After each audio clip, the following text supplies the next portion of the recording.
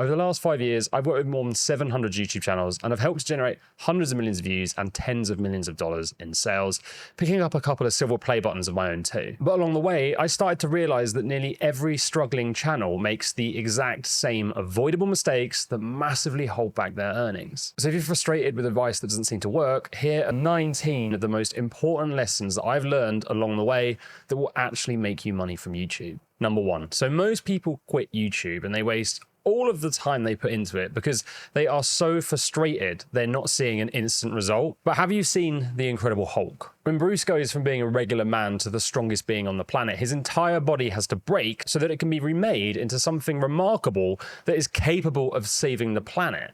Making money from YouTube is the same. At the start, you don't know how to film, you don't know how to edit, you can't do strategy, you don't have to build a sales page, sell, market. And what that means is you're just not a person who is yet capable of generating big views and sales. And in order to become someone who is, you have to break yourself, then remake yourself into that remarkable being. And just like Bruce's transformation to the Hulk, that's going to mean you have to put yourself through an absolutely insane amount of growing pains. So don't allow the frustration and the pain that you are guaranteed to feel beat you on this journey. You have to embrace it because really it's just a sign you're becoming the person that you were one day meant to be. Number two. So I've seen this pattern across hundreds of channels and I've experienced it myself, and that is that making $10,000 a month is harder than making $100,000 a month. Now, I know that sounds crazy, but think about this. When you're new, you know nothing at all, and you have to do everything on your own, and you probably have to try and fit all of this work around your business or your existing job, and nothing you do seems to work, so the pain you feel is just off the charts. But by the time you get to 20K a month, you usually can spend money to get some extra help and have some tasks taken off your hand, and then you can go all in on it and quit your job, and so things get easier. And then to kind of jump up to the 100K a month, really all you do is refine your system and focus more on the thing that's making the most money, and you can jump up quite quick. But there is no doubt that the first $10,000 is her hardest, and it will get easier. Number three. So the pattern I've noticed with the most successful channels is they all think in the same way, which enables them to stick with it no matter how hard it gets. And that is because they all fail as fast as they can. Now, what that means is they don't make a video or a sales page or an offer or write an email and just expect it to instantly change their life and blow up their business. What they're actually more interested in is how fast can I fail and then learn a lesson that shows me what the next step towards success is. Now, the only people who really fail on this platform are the ones who can't take action because they're so terrified of things not working. So if that sounds like you, just understand this is a game of failing until only the right option remain, so take some action, which leads us on to the next lesson. Okay, so imagine your business and your YouTube channel as a champagne bottle, and every time you fail, you stand there shaking it. As a result of this, what's gonna happen is there's gonna come a point where you finally get a win, and because of all of these failed attempts, the bottle is going to erupt and champagne's going to fly everywhere. This happened to me in 2021. I'd been failing as fast as I could. I was in max pain because nothing seemed to be working. And I posted one video that absolutely exploded in views, and it brought all of my other failures with it. And after that, it changed my life. So although going viral is only powerful if you have business systems in place to capitalize on it, at a certain stage, one big win can change everything. So pretty much everyone I've ever worked with has the same problem. They have to make videos, film them, spend ages with the editor on feedback, they do their own sales calls, they have long team meetings, they make their fourth product when their third isn't even selling. They post to every social media platform. And for some reason, everyone seems to think they need to start a podcast too. And it's just impossible to focus in so many places at once, so they get no results anywhere. So if you really want a success, this is what your goal should be for your diary. That's mine. And you want to do everything you can to get into a position where you do content for YouTube in the morning, and then in the afternoon, all you do is work on making your product better. Is see how little I have to actually do to generate millions. That's what it used to look like when I didn't make much at all. Number 6. So many of you are going to have a product you sell, and you're going to be thinking about making something bigger and better. And you're going to be worrying about what will happen to the old product sales that you have when you launch this new thing. Now, I was the same. I used to rely on these one-to-one calls, but I realized I couldn't scale it. So I built a course hoping to replace it, but also lived in fear that it might go wrong.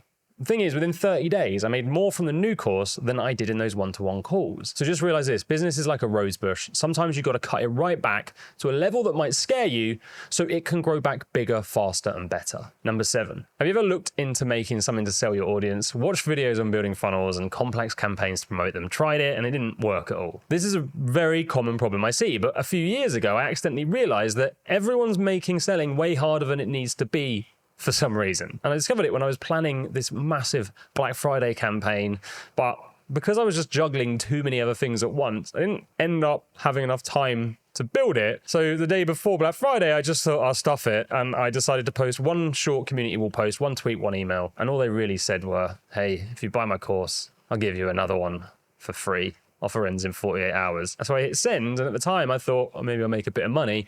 8 hours later, $14,000 had appeared in my account. And that's when I realized that sometimes the simplest option is just the best. So I tend to recommend people now, before you build something complex, why not try the easy option first? If it works, you win double. Lesson number 8. Do you want to know the secret to making money from YouTube? So this is one of my clients who had it in abundance. They did $50,000 in a week, no sales calls, just emailing their viewers to show them they had a new offer because of this too. And the secret is not the offer, it's not the marketing, it's not the email. I've seen a lot of people do a really bad job of these and still make a lot of money because of it. It's actually how their videos make their viewers feel. Now, I know that sounds like mumbo jumbo, but your channel is a fire that warms your viewers up. And if you get so good at making videos, your viewers love you to pieces and become red hot, all of the work needed to convert them to buyers can be done in the content. Lesson number 9. So these next 3 lessons I recently discovered after tracking sales from 300 million YouTube videos. My software RevTrack, it does it for all of the users, and then we can take all of that data and find patterns. And the first pattern we discovered looking at this was probably the most surprising, but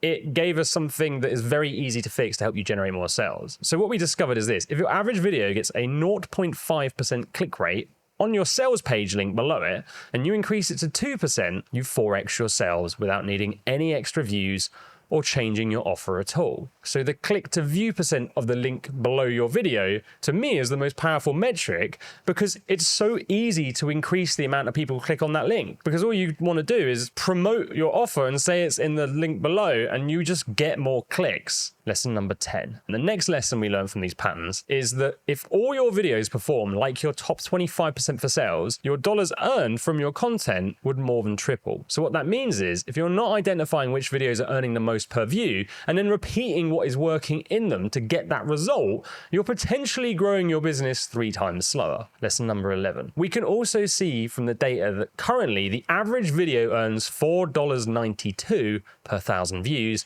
but the top 5% earn over 132. So what do the top 5% have in common? Well, these top performing videos tend to have an offer and a channel that solve the exact same problem. They have more targeted content to problems their viewers have, and they just have higher converting calls to actions in their videos. That's it. Lesson number 12. We also discovered that on average, every 5 to 6 videos results in just 1 conversion. A conversion being an email or a sale, which is just way too high. If you want to grow an email list or a business, every video you make needs to impact your business in some way, shape, or form. So that needs to be 1, not 5 or 6. So just promote more. Which brings us on to the next lesson. So over the years, so many people have come to me going, Ed, I want to grow my business. How can I get more views? And when I've looked at their data, they have nobody clicking the links to their sales page, no real website traffic, and the conversion of the people who do make there is very, very low. The truth is, when you've built a baseline return viewership, views are no longer the most important metric for your business. Working out how to create the path of least resistance to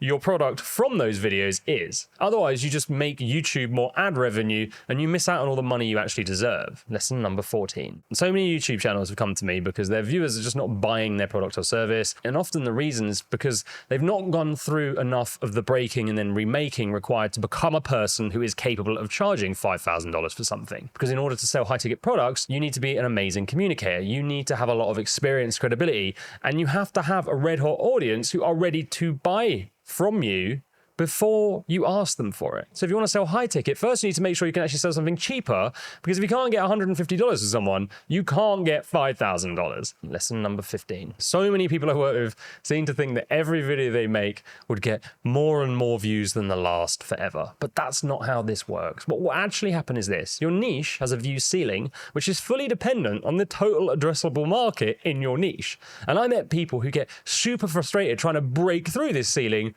when it's not possible unless they pivot to mass market content, which will in turn wreck their sales. So the smartest move is to get to a point where you go, do you know what? I have enough views. I'm just going to maintain that baseline and work on the business more until they're optimized and bring in consistent sales and leads. And then you can think about if you even need to try and get more views. Lesson number 16. Have you ever dreamed of selling an on-demand product to your audience and then waking up in the morning with sales that came in overnight, even though you did no extra work for it? The truth is, most people I've worked with eventually felt like that and realize it's not the most fun way to make money, and they kind of get demotivated because of this. So let's imagine you're in a niche with a view ceiling on every video you make is 50,000. When people hit that ceiling over and over again, the sales of their on-demand products will then plateau because their growth velocity has stalled. And when you're used to seeing month-on-month growth, that's not a great feeling. So although you'll get the passive income you wanted, people quickly realize that to earn more, they then have to make more new products to sell to their capped audience. So it's never passive anyway. The other option is then to start thinking about making a bigger and more expensive offer, but the con of that is the next lesson. So about 18 months ago, my friend decided to jump up to the next level by building a high ticket program, and they just happened to do this at the exact same time I did. It was really cool. We'd chat with each other and we'd share what we'd learn each week, and then for a few months, things went amazing for both of us, but pretty much at the exact same time,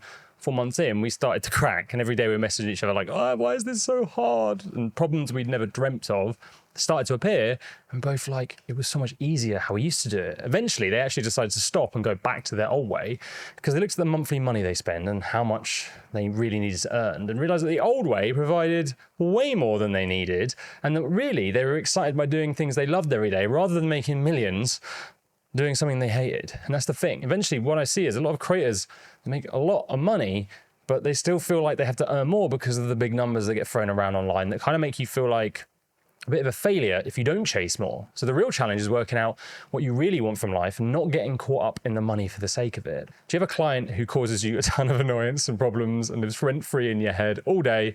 I get a lot of people obsessing over these, and I tend to tell them the same thing. So let's say this is your focus and you have to give it to 10 clients to do a great job. This one you can't stand will take up this much headspace, meaning everyone else who's a great client gets less of your focus and attention. And as a result, that could impact their experience and hold back your business. So if this ever happens to you, just fire your bad clients. But when they freak out, well, no, over the years, I've fired quite a few. And two things always seem to happen. Firstly, they just change their tone and they ask you not to fire them and they admit they're being a pain. And then they kind of reveal the reason why, which is usually pretty small. Or they're happy to go and actually respect you for refunding them and sending them on their way. Both are a win for your mindset and business. So go on, fire them. You know you want to. And lesson number 19. So in this same time period, I've made hundreds and hundreds of videos. So if you want to learn the most important lessons from them, watch this video next, and I'll teach you how to grow a YouTube channel the less slow way. That was a bad end.